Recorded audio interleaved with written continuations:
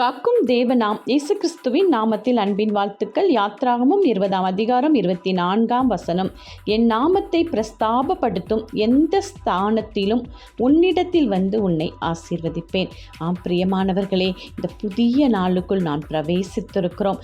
இந்த நாளில் தேவ சமூகத்தில் நாம் அமரும் பொழுது, இயேசு என்னும் அவருடைய நாமத்தை நாம் பிரஸ்தாபப்படுத்தும் பொழுது, நாம் எந்த இடத்திலிருந்து அவரை அழைக்கிறோமோ அந்த இடத்திலே வந்து நம்மை அவர் ஆசீர்வதிப்பேன் என்று கூறுகிறார். நாம் செய்ய வேண்டியது ஒன்றே ஒன்று.